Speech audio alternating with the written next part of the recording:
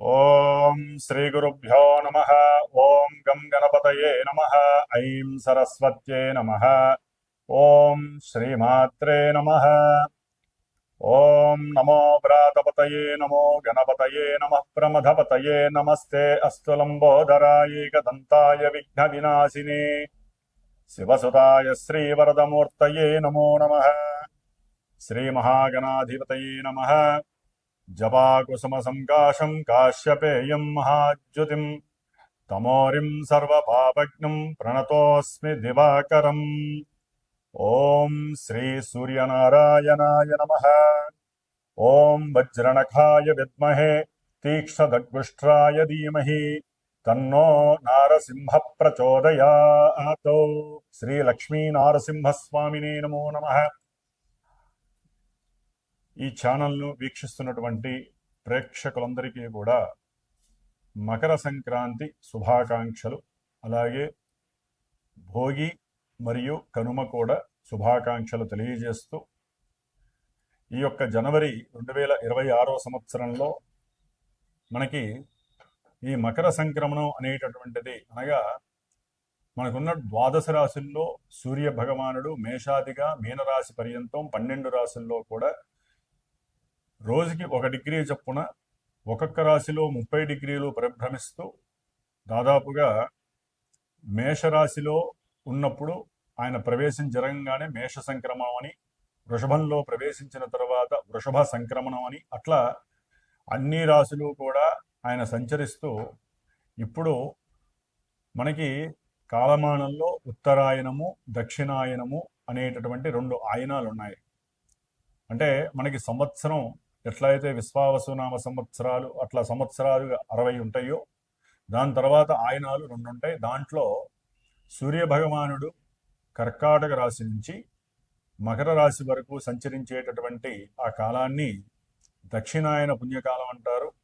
ఈ దక్షిణాయన పుణ్యకాలంలో మానవులకి కోరిక మరియు వాంఛలు నెరవేరటానికి, ఒక క్రమబద్ధీకరణమైనటువంటి జీవితాన్ని అనుభవించటానికి, దైవత్వం మీద, మన యొక్క ఆచారాల మీద, సాంప్రదాయాల మీద సరైనటువంటి అవగాహన, వాటి యందు నిర్ణీతమైనటువంటి ఒక దృష్టిని కేంద్రీకరింపజేస్తూ ఎన్నో ఉపవాసాలని, దైవారాధనలు, ఎన్నో పూజలు, మనకి ఆశ్వీజ మాసం, అమ్మవారు, కార్తీక మాసం, ఈశ్వరారాధన, అలాగే మార్గశిర మాసం, పౌష్యమాసం, ఇట్లా ఈ మాసాలన్నీ కూడా దాటుకుంటూ చాతుర్మాస్య వ్రతాలన్నీ అయిపోయిన తర్వాత సూర్య భగవానుడు ఈ యొక్క జనవరి 14వ తేదీన మకర రాశిలోకి తన యొక్క సొంత నక్షత్రమైనటువంటి ఉత్తరాషాఢ నక్షత్రము 2వ పాదంలో తన యొక్క సంచారాన్ని మకర రాశిలో ప్రవేశం చేస్తూ ఉంటాడు. ఆ మకర రాశిలోంచి మరలా కర్కాటక రాశి వరకు వెళ్ళేంత వరకు, అంటే మిథున రాశి అంతం వరకు కూడా ఆయన పరిభ్రమించే ఈ 6 నెలల కాలాన్ని ఉత్తరాయణ పుణ్యకాలం అంటారు. ఈ ఉత్తరాయణ పుణ్యకాలంలో దేవతలందరూ కూడా చాలా ప్రీతిగా సూర్యారాధన, దేవతారాధనలో వారు దేవతలు ఆరాధన చేసుకునేటటువంటి సమయం. కాబట్టి ఉత్తరాయణ పుణ్యకాలంలోనే చాలా విశేషమైనటువంటి గృహప్రవేశాలు కావచ్చు, శంకుస్థాపనలు కావచ్చు, బ్రాహ్మణుల యొక్క ఉపనయనాలు కావచ్చు, అట్లాగే దేవతా ప్రతిష్టలు కావచ్చు, ఇట్లా ఎన్నో విశేషమైనటువంటి లోకహితార్థమైనటువంటి దైవ కార్యక్రమాలు జరుగుతూ ఉంటాయి ఈ ఉత్తరాయణ పుణ్యకాలంలో. కాబట్టి ఎప్పుడైతే ఈ సూర్య భగవానుడు మనకి ఈ సంవత్సరం ముఖ్యంగా 14వ తారీఖున బుధవారము బహుళ ఏకాదశి రోజున గండయోగములో బాలవకరణంలో ఈ పౌష్యమాసంలో విశ్వావసు నామ సంవత్సరంలో మధ్యాహ్నం పూట 2 గంటల నుంచి 3 గంటల మధ్యలో స్వామివారు సూర్య భగవానుడు ధనస్సు రాశి నుంచి నిష్క్రమించి మరి మకర రాశిలోకి సంచారాన్ని ప్రారంభం చేస్తాడు. ఆయన అంటే వచ్చేస్తాడు ఆ సమయానికి. సరే, కొన్ని పంచాంగాలలో మనకి రాత్రి కాలం 8 చెప్పి ఇచ్చారు. సరే, ఎవరి లెక్కలు వాళ్ళకు ఉంటాయి. దృగ్గణితాలని, పూర్వగణితాలని, రకరకాల గణితాలు ఉంటాయి. ఏదేమైనప్పటికీ ఎక్కువగా మనకి ఈ మధ్యాహ్నం పూట 14వ తారీఖు ఈ యొక్క సమయాన్ని మకర సంక్రాంతి అని మనం చెప్పుకోవాలి. అయితే అపరాహ్న సమయం దాటిపోయింది కాబట్టి ముఖ్యంగా ఈ సంక్రమణం విశేషం ఏంటంటే, ఈ ఉత్తరాయణ పుణ్యకాలం ప్రారంభంలో ఎవరైతే చనిపోయినటువంటి వారికి అనగా తల్లిదండ్రులు కావచ్చు, తాత ముత్తాతలు కావచ్చు, వారి యొక్క తాత ముత్తాతలు కావచ్చు, వాళ్ళందరి యొక్క గోత్రము పేర్లు చెప్పి ఎవరైతే మరి తర్పణాలు వదిలి బ్రాహ్మణుడికి విశేషంగా అన్నదానం కానీ, బ్రాహ్మణులకి విశేషంగా స్వయంపాక దానాలు కానీ, తమకు తోచిన విధంగా గోదానాలు కానీ ఇస్తారో ఆ యొక్క విశేష పుణ్య ఫలితము వారికి మోక్షప్రాప్తి, స్వర్గప్రాప్తితో పాటుగా ఈ కార్యక్రమాలు నిర్వర్తించడం ద్వారా ఇక్కడ భూలోకంలో వీరి యొక్క సంతతి, వీరి యొక్క వంశము వృద్ధి చెందుతుంది, గోత్రము నిత్యము కూడా వృద్ధి చెందుతుందని చెప్పి మన యొక్క పూర్వీకులు చెప్పి ఉన్నారు. కాబట్టి ఈ యొక్క మకర సంక్రాంతి మరి మిట్ట మధ్యాహ్నం అపరాహ్నం కూడా దాటిపోయి వెళ్ళిపోయింది కాబట్టి మనకి దాదాపుగా 8 గంటల సమయం ఉంటుంది ఈ యొక్క పుణ్యకాలము. కాబట్టి ఈ 14వ తారీఖున సాయంకాలం పూట కాస్త ఈశ్వరారాధన లేకపోతే విష్ణుమూర్తికి సంబంధించిన ఆరాధనలు చేసుకోవడం వలన ఆ యొక్క పుణ్య ఫలితం నార్మల్గా మనకి లభిస్తుంది. అయితే మనకి 15వ తేదీన మకర సంక్రాంతి అంటారు. 14వ తేదీన భోగి జరుగుతుంది, 15వ తేదీన మకర సంక్రాంతి జరుపుకోవాలి. మకర సంక్రాంతి మరి ఉదయం పూట సూర్యోదయం తర్వాత కొన్ని గంటల తర్వాత వీరు ఈ యొక్క పితృ కార్యక్రమాలు చేసుకునేటటువంటి అర్హత కలుగుతుంది మధ్యాహ్నము అపరాహ్న సమయంలో వరకు కూడా. కాబట్టి మధ్యాహ్నం 11 నుంచి 2-3 వరకు కూడా 15వ తారీఖున ఈ ఉత్తరాయణ పుణ్యకాలంలో సూర్య సంక్రమణం సందర్భంగా ఎవరైనా పితృపుణ్యకార్యాలు చేసుకోవచ్చు. అలాగే మనకి కనుమ 16వ తేదీకి అయిపోయింది. 14, 15వ తేదీ భోగి, మకర సంక్రాంతి మరియు కనుమ. కాబట్టి ఈ 3 పండుగలు కూడా విశేషంగా జరుపుకోవాలి. ముఖ్యంగా ఈ మకర సంక్రమణం జరిగేటటువంటి సూర్య భగవానుడికి మనము సంక్రాంతి పురుషుడు అని చెప్పి మనకి చెప్తూ ఉంటారు. ఈ సంక్రాంతి పురుషుడు యొక్క విశేషాన్ని మనం ఒక్క నిమిషం తెలుసుకోగలిగితే గనక ఆయన వాహనారూఢుడై అంటే వ్యాఘ్రము యొక్క వాహనారూఢుడై మకర రాశిలో ప్రవేశిస్తున్నాడు. దీని యొక్క ఫలితము అట్లాగే మకర సంక్రమణ పురుషుడు మందాకిని నామధేయుడు ఒకటచే పాలకులకి అంటే రాజకీయ నాయకులకి, రాజులకి క్షేమము, అధికార దర్పము బాగా వృద్ధి చెందుతుంది. ఆయన కుంకుమతో స్నానం చేయటం వలన శుభము కలుగుతుంది. లోకాన యజ్ఞ యాగాది క్రతువులు బాగా పెరుగుతాయి.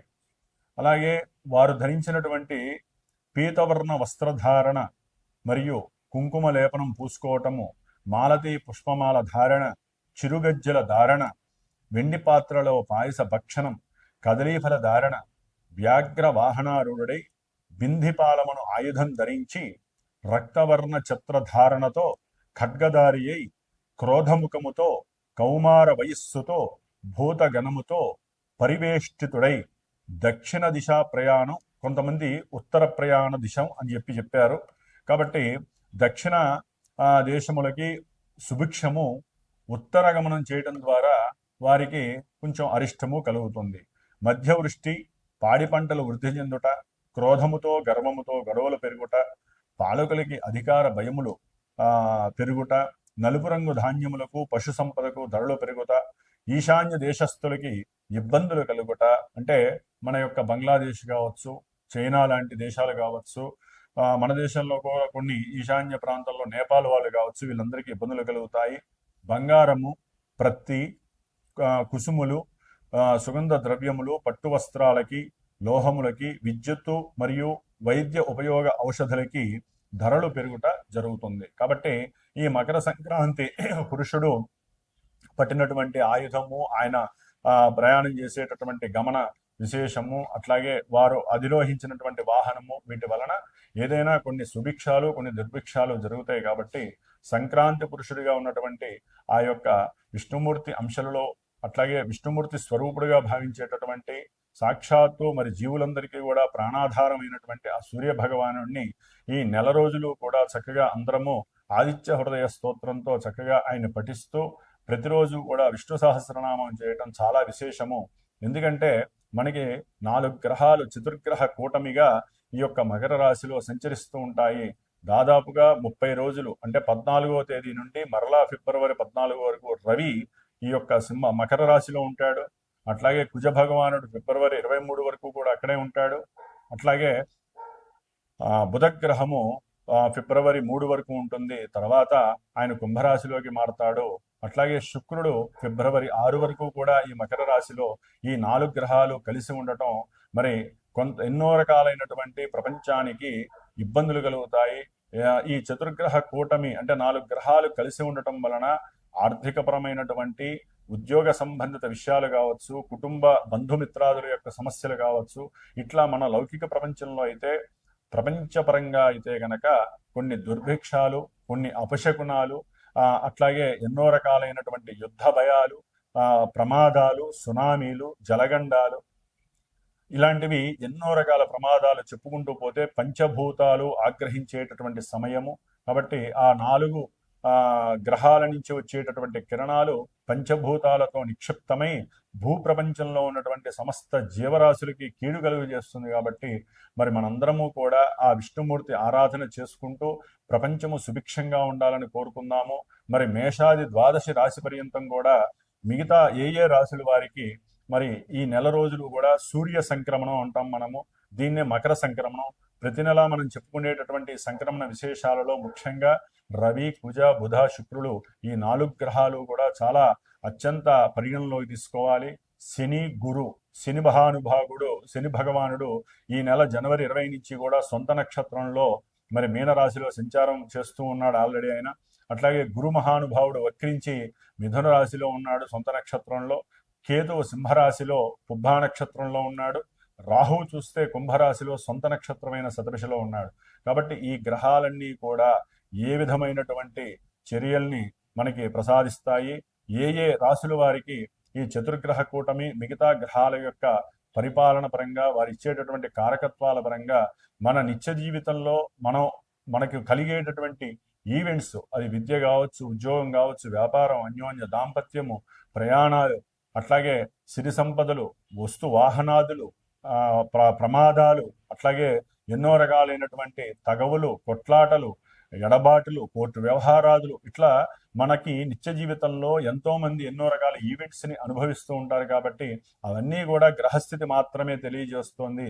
కాబట్టి మనందరము కూడా ఇలా మేము చెప్పటం మీరు వినటము అంటే అంత ఈజీ కాదండి. ఇవన్నీ కూడా గ్రహాలతో మేము మాట్లాడుతూ మీరు వింటున్నట్టుగా భావించాలి. గ్రహాలు మా చేత మీకు చెప్పిస్తూ ఉంటాయని భావించాలి. కాబట్టి ఈ నెల జనవరి 18వ తేదీన ఆదివారం అమావాస్య కావటము, అట్లాగే చంద్రుడు కూడా ఈ 4 గ్రహాలతో మకర రాశిలో ప్రయాణం చేయటం, పూర్వాషాఢ ఉత్తరాషాఢ నక్షత్రంలో ప్రయాణం చేస్తూ చతుర్గ్రహ కూటమి కాస్త ఆదివారం అమావాస్య రోజున పంచగ్రహ కూటమి అవ్వటం అంత మంచిది కాదు. కాబట్టి కొన్ని రాశుల వారికి నేను చెప్పినప్పుడు ఆ రాశుల్లో ఏ రాశుల వారికి ఈ పంచగ్రహ కూటమి వలన సమస్యలు కలుగుతాయి, వారు ఏ విధమైనటువంటి పరిహారం ఆచరించాలి, ముఖ్యంగా ఈ పంచగ్రహ కూటమి ఆదివారం అమావాస్య కావటం, మరి ప్రతి నెల మా యొక్క శ్రీమాత జ్యోతిషాలయ పీఠమునందు మరి సర్వమానవాళి శ్రేయస్సు కోసము ఎవరికైనా సరే గ్రహస్థితి రీత్యా ఇబ్బందులు కలిగితే వారి యొక్క గోత్రనామాదులతో నా యొక్క సమక్షంలో నేను ప్రత్యేకించి కూర్చొని మరి నవగ్రహ నక్షత్ర హోమాన్ని చేస్తూ ఉంటాను. ఈసారి ప్రత్యేకించి ప్రపంచ మానవాళి కోసము, ఎవరికైనా సరే కొన్ని ఇబ్బందులు పడుతున్నటువంటి కొన్ని రాశుల వారి కోసము ప్రత్యేకించి లక్ష్మీ నారసింహస్వామి వారి యొక్క హోమాన్ని చేయాలని నిశ్చయించుకున్నాను. కాబట్టి ఈ నెల జనవరి 18వ తేదీన మరి ఆదివారం అమావాస్య రోజు మనందరికీ కూడా భవిష్యత్తులో శుభం జరగడానికి ఈ యొక్క లక్ష్మీ నరసింహ హోమంలో పాల్గొనదలిచిన వారు మరి పీఠానికి ఫోన్ చేసి మీరు కూడా తప్పకుండా ఈ యొక్క కార్యక్రమంలో నిమగ్నులై చక్కగా ఆయన యొక్క అనుగ్రహాన్ని పొందవలసిందిగా కోరుకుంటూ మరి మేషాది ద్వాదశ రాశి పర్యంతం ఏ విధంగా మనకి ఈ నెల గోచారం ఉంటుందో తెలుసుకుందాం. ఓం నమో నారాయణాయ నమః. మిథున రాశి వారికి ఈ జనవరి 14 నుంచి ఫిబ్రవరి 13 వరకు కూడా మకర రాశిలో ఉన్నటువంటి చతుర్గ్రహ కూటమి అంటే మిథున రాశి వారికి అష్టమ రాశిలో ఉన్నటువంటి సూర్య భగవానుడు, కుజ భగవానుడు, ఉచ్చస్థితిలో ఉన్నటువంటి కుజ భగవానుడు, బుధుడు, శుక్రుడు, ఈ బుధ శుక్రులు కొంతవరకు అనుకూలించినా కూడా ఏదైనా కూడా అష్టమ రాశి అనేటటువంటిది కొంత ఇబ్బందికరమైనటువంటి పరిస్థితుల్ని కలుగజేస్తుంది. దానికి తోడు మిథున రాశిలోనే గురు భగవానుడు ఉండటం, వీరికి మూడో స్థానంలో ఉన్నటువంటి కేతువు అనుకున్నటువంటి కార్యాలయందు గణపతిని ప్రార్థన చేస్తే చక్కగా ముందుకు వెళ్తాయి.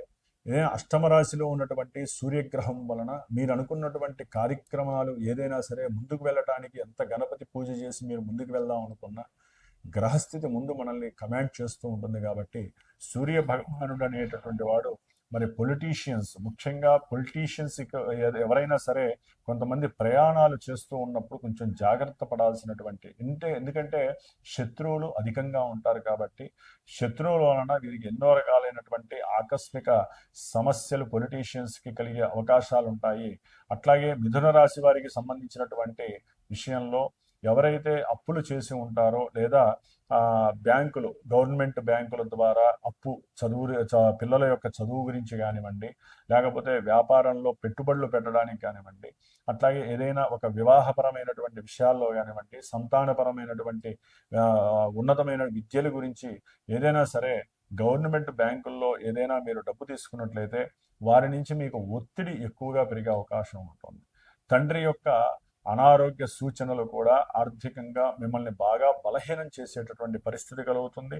మిథున రాశికి విద్యార్థుల పరంగా చూస్తే గనక వీరికి సరైనటువంటి ప్రతిభ ఉన్నప్పటికీ కూడా ప్రస్తుత కాలంలో ఉన్నటువంటి చతుర్గ్రహ కూటమి ద్వారా విద్య యందు సరైనటువంటి ఫుల్ఫిల్మెంట్ చూపించలేకపోతారు. అంటే సరైనటువంటి ప్రణాళిక లేకపోవటము, ఏదో చదివేస్తూ ఉంటారే తప్ప చదువు మీద కాన్సన్ట్రేషన్ మాత్రం పెట్టలేనటువంటి పరిస్థితి కలుగుతుంది. ఆత్మ నిగ్రహ శక్తి అనేటటువంటిది చాలా డౌన్ఫాల్లో ఉంటుంది. ఏదో ఒక అనారోగ్యాలు అనేవి వీరిని పట్టి పీడిస్తూ ఉంటాయి. ముఖ్యంగా తల్లి యొక్క అనారోగ్య స్థితి వలన వీరు సంతానము కొంత ఆర్థికంగా నష్టపోయేటటువంటి పరిస్థితి. అట్లాగే తల్లిదండ్రుల యొక్క సేవ చేసుకునేటటువంటి సమయంలో కొంతమందికి గృహంలో భార్యాభర్తల మధ్య అవసరం లేనటువంటి గొడవలు, ముఖ్యంగా ఆర్థికంగానే గొడవలు వచ్చే అవకాశం ఉంటుంది. అట్లాగే బంధుమిత్రాదులతో ఏది మాట్లాడినా వాటిల్లో మీకు అవమానాలు, అపనిందలు కలుగుతాయే తప్ప సరైనటువంటి పోషకం అనేటటువంటిది ఈ యొక్క మిథున రాశి వారికి లభించదు. అట్లాగే గవర్నమెంట్ జాబ్ హోల్డర్స్ లేదా గవర్నమెంట్ సంస్థల్లో ఎవరైతే మీడియేటర్స్గా ఉంటారో, అంటే విద్యాలయాలకు సంబంధించి, ప్రభుత్వ కార్యాలయాలకు సంబంధించి, ఆర్థిక రంగాలకి సంబంధించినటువంటి వారు, లేదా వైద్య రంగానికి, వైద్యశాలలకి సంబంధించినటువంటి వారు, అంటే కెమికల్ డ్రగ్గిస్ట్ అంటారు కదా, అంటే మనకి మందుల షాపులు, మందుల తయారీలు, వీటికి సంబంధించినటువంటి ఎవరైతే బ్రోకర్స్ ఉంటారో, అంటే మధ్యవర్తిత్వం చేస్తూ ఉంటారో గవర్నమెంట్ ద్వారా, వారందరికీ కూడా గవర్నమెంట్ నుంచి కొంచెం ప్రతికూలత భావనలు కనిపిస్తున్నాయి. ఏదేమైనప్పటికీ వీరికి దశమంలో ఉన్నటువంటి శని భగవానుడి వలన మిథున రాశి వారికి గ్రహస్థితి అయితే గనక కొంత ప్రతికూలంగా ఉంది. ఉద్యోగాదుల్లో కంపల్సరీ వీరికి కాస్త ఫ్లక్చువేషన్స్ ఉంటాయి. ఉద్యోగంలో మార్పులు చేర్పుల వలన ఆర్థికంగా చాలా నష్టపోతారు. ముఖ్యంగా గవర్నమెంట్ జాబ్స్కి సంబంధించిన వాళ్ళైతే కనుక ఎక్కువగా ఈ మార్పులు, ఉద్యోగ స్థాన మార్పులు జరగడానికి అవకాశాలు ఉన్నాయి. అప్పులు తీసుకున్నటువంటి వాళ్ళైతే కనుక, అంటే గృహ నిర్మాణాదుల పరంగా కానివ్వండి, లేకపోతే ఫ్రెండ్స్కి ఎవరైనా సరే మాట ఇచ్చి వ్రాతపూర్వకంగా ఎవరైనా మాట ఇచ్చినట్లయితే కనుక వారికి కూడా ఒక రకంగా చెప్పాలంటే నెత్తి మీదకి సమస్యలు వచ్చే అవకాశం ఉంటుంది. దాని ద్వారా వీరు కాస్త పోలీస్ స్టేషన్ల దాకా వెళ్ళే అవకాశం ఉంటుంది. గవర్నమెంట్ చలానాలు కట్టడానికి న్యాయస్థానాలకు వెళ్ళేటటువంటి అవకాశం ఉంటుంది. అట్లాగే ప్రయాణాలు చేసేటటువంటి వారు ఎవరైనా సరే కొంచెం జాగ్రత్తగా ఉండాల్సిన పరిస్థితి. అష్టమంలో ఉన్నటువంటి 4 గ్రహాలు కూడా మరి ఎన్నో రకాలైనటువంటి ఆపదల్ని, ఇబ్బందుల్ని, ప్రమాదాలని సూచించేటటువంటి పరిస్థితి. కొంతమందికి వయసు మీరిన వారికి కావచ్చు, ఎవరికైనా సరే ప్రయాణాలలో ప్రమాదాల ద్వారా మోకాళ్ళకి, మోచిప్పలకి సంబంధించినటువంటి ఎన్నో ఆపరేషన్స్, సర్జికల్ ఇబ్బందులు కూడా జరగడానికి అవకాశాలు ఉన్నాయి. పొలిటీషియన్స్కి అయితే కనుక ఉన్నటువంటి పదవుల్లో కొంతమందికి వారు చేసుకున్నటువంటి కొన్ని దోషాల వలన వారికి ఇప్పుడు ఆ ఎఫెక్షన్స్ ఎక్కువగా కలగడానికి అవకాశం ఉంటుంది. ఉన్నటువంటి అధికారాలు పోయేటటువంటి అవకాశము, అట్లాగే అధికారుల మధ్య సరైనటువంటి సమన్వయం లేక వారి పై అధికారి వలన వీరు ఇబ్బందులు పడేటటువంటి పరిస్థితి ఈ యొక్క మిథున రాశి వారికి కలుగుతోంది. గృహ కట్టడాలు, గృహాలు కొనటము, ఈ విషయాలలో కొంత జాగరూకత చేయటం చాలా మంచిది. మిథున రాశి వారు, మిథున రాశి వారికి గ్రహస్థితి అంత బాగాలేదు. దూర ప్రయాణాలు చేసేటటువంటి వారు దుర్గాదేవి ఆరాధన చేసి దుర్గాదేవి అష్టోత్తరాన్ని కానీ దుర్గాదేవి స్తోత్రాన్ని చక్కగా పఠించి ప్రయాణం చేయండి. ఎటువంటి ఆపదలు కలగకుండా మీకు ఉంటాయి. ఏదైనా కూడా ఆకస్మికంగా మీకు తండ్రి యొక్క సహకారం అందినట్టే అంది మిస్ అయ్యే అవకాశం ఉంటుంది.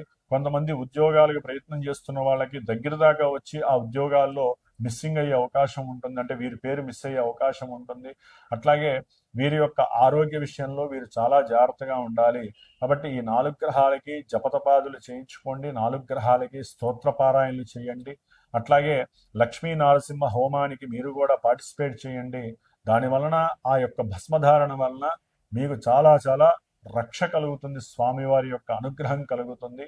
ఏదేమైనప్పటికీ ఈ 4 గ్రహాల యొక్క కలయిక మిథున రాశి వారికి ఎన్నో రకాలైనటువంటి ఫ్లక్చువేషన్స్, అంటే 4 గ్రహాలు 4,000 4 లక్షల ఎన్నో రకాల కారకత్వాలను ప్రసాదిస్తూ ఉంటాయి. అవి చూస్తున్న దృష్టి ఆర్థికంగా అయితే కనుక విపరీతమైనటువంటి నష్టాలు గవర్నమెంట్ ద్వారా, గృహాల ద్వారా, స్థలాల ద్వారా, లేకపోతే బంధుమిత్రాదుల ద్వారా, లేకపోతే సంతానం ద్వారా, సంతానానికి పెట్టిన పెట్టుబడుల ద్వారా కొంత నష్టాలు చవిచూసే అవకాశం ఉంటుంది. కుటుంబంలో కూడా మీకు ద్వేషభావాలు ఎక్కువగా అవుతాయి. కుటుంబంలో సరైనటువంటి సౌఖ్యత అనేది ఉండదు. సౌఖ్యహీనత్వం మీరు ఎప్పుడు కూడా ఏదో చిరాకుగా ఉండే అవకాశం మిథున రాశి వారికి ఉంటుంది. కాబట్టి వీరు ఎక్కువగా విష్ణు సహస్రనామ స్తోత్ర పారాయణని ఆచరించండి. శుభప్రదంగా సుఖంగా ఉండటానికి ప్రయత్నం చేయండి. ఓం శ్రీ లక్ష్మీ నారసింహస్వామినే నమో నమః.